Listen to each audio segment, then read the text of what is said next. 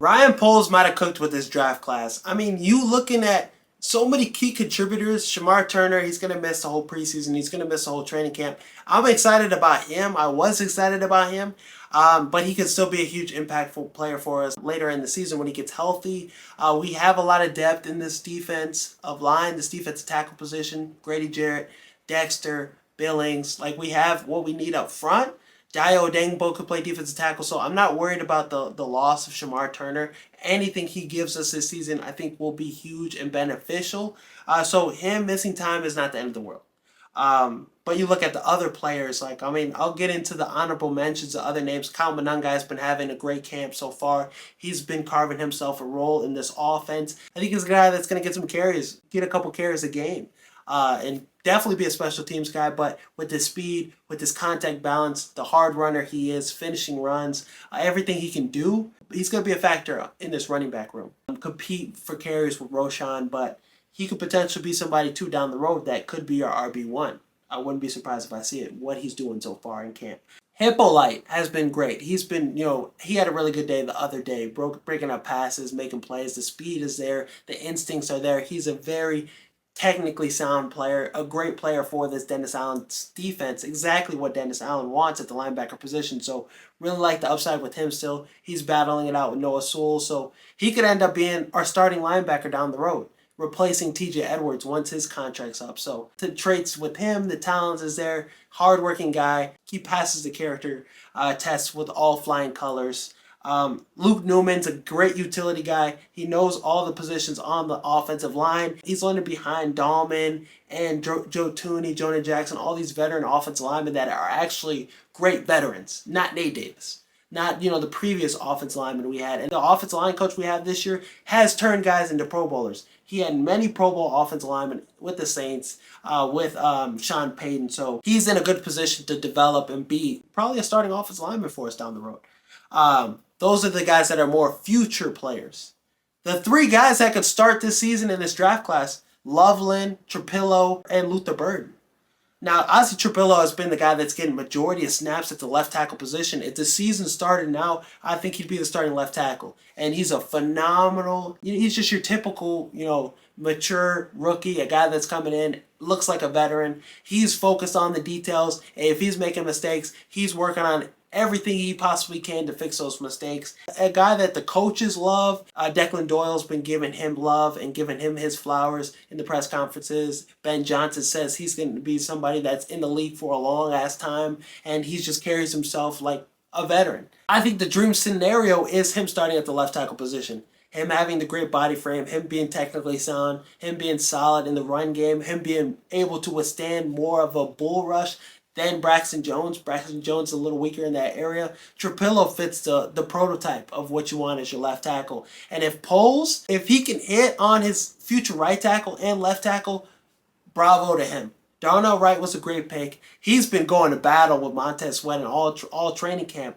But Darnell Wright was a great pick. His rookie season was great against all the defensive ends he had to go against, all the great Nick Bosa, Aiden Hutchinson a couple games. So I really like what I've seen from Darnell Wright. I think this year he'll take a next step with, our new offensive line coach and a great interior now. So he's going to benefit from everything that's been added to this offensive line. Trapillo and Darnell Wright, that's a nice combination. That's a combination that's going to protect Caleb Williams. And both guys are really young and have exactly what you want in your tackle duo. So you look at Ben Johnson going from, Taylor Decker and Penei Sewell being the best tackle in the NFL.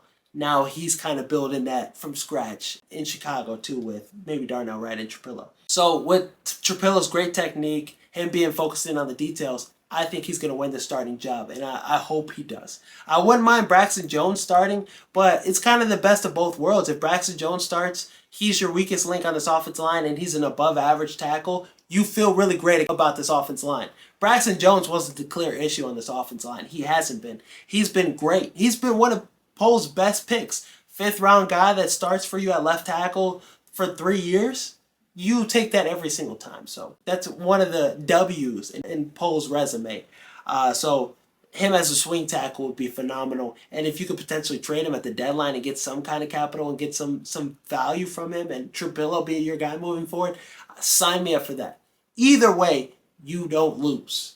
And Trapillo being your swing tackle this season and then growing and developing and learning behind Braxton Jones, learning with this new offensive line coach, great. Either way, you're great, like I said. Colston Loveland already looks like a playmaker. He's already getting the ball in bunches. He's already making a lot of plays. He's somebody that's a great separator, great route runner, fast as hell. He's just a receiver in a tight end's body, and he's already making plays against a great defense. He's a matchup nightmare.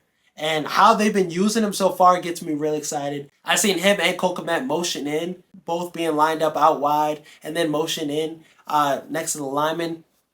Peak cinema. And it was a run play. Like, they're going to get creative with how they motion these guys. They're going to always keep the defenses on their toes. And both guys will complement each other perfectly because they do things differently. Loveland is a finesse guy. Cole Kmet's a bruiser. Cole Kmet's going to win underneath while Loveland's going to beat man coverage. He's going to be a man coverage beater and destroy corners, destroy safeties, destroy linebackers with, his size, with his speed, with his agility, with his route running and separation. So I'm excited as hell about Loveland. He's going to have a phenomenal year this year, I think, as a rookie. So far, he's been unstoppable in camp since he's gotten healthy, making plays, scoring touchdowns every day. Him running one route, he looked like Kelsey.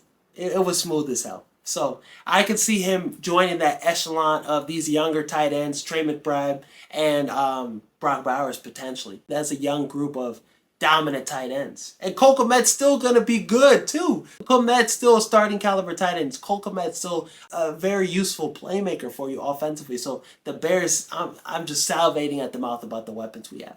Luther Burden, Thursday's practice, he was the best player on the field. Making plays all day, was connecting with the quarterback, one, Caleb Williams, Bajent, Case Keenum, first string, second string, third string. So he's making plays all day. Looks like he's getting more confident. Once he learns the offense, once he learns the playbook, once he learns all that, and he's just going to be playing and relying off skill, he's going to be dangerous.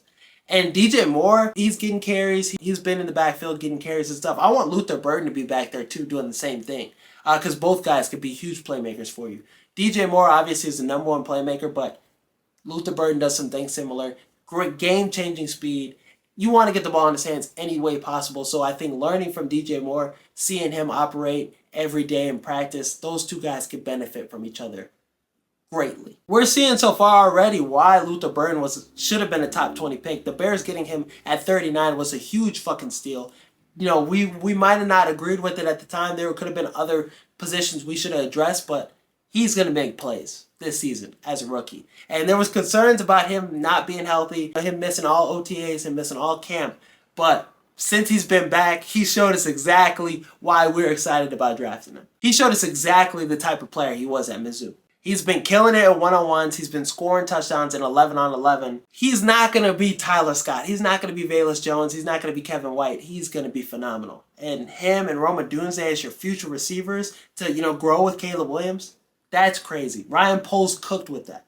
So this draft class, this 2025 draft class, you could have 5, 6 of these guys hit, and all be key contributors for you moving forward now. And that's a big part on Ryan Poles finally getting the staff, doing a great job in the draft process. Ben Johnson obviously helping him too. Dennis Allen obviously helping him too, giving him their idea of the type of players they need in this defense, the type of players they need in this offense. So great collaboration from everybody on this staff for the Bears. And this draft class, it looks like it's a hit already. It looks like this is probably going to go down as Ryan Poles' best draft class. But I would want him to get an extension done with, Keenan Allen. I would want him to stay with the Chicago Bears for maybe 2 or 3 more years because he's coming off his best season last year with the Chargers.